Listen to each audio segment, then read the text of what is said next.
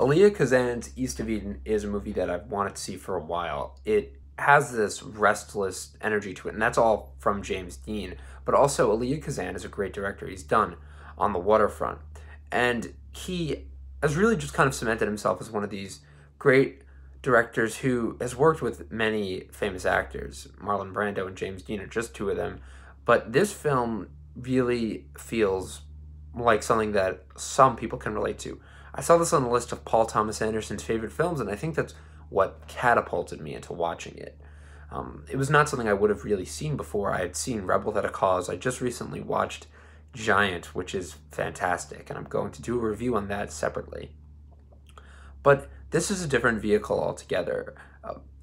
East of Eden is based on the Cain and Abel story from the Bible, and I'm being straight up. I do not know much about that and have not read the Bible prior to watching this, or am I familiar with many of the teachings. Again, I grew up in a Jewish religious school, so we learned many stories, but this is not one of them.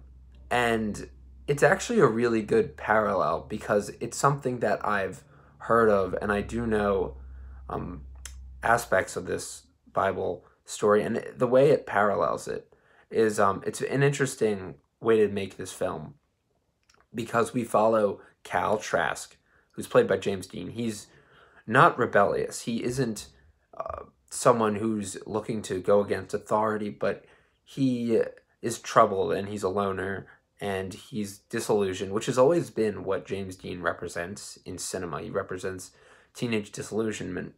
And there's an aspect also after World War II, his character in Rebel Without a Cause. I mean, he made his 3 huge features where he was a star in rapid succession from 1955 to 1956.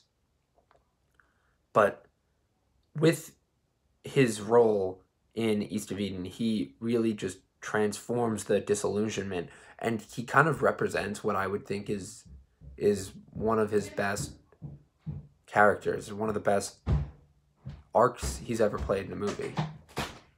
And yes. Microphone. Oh, how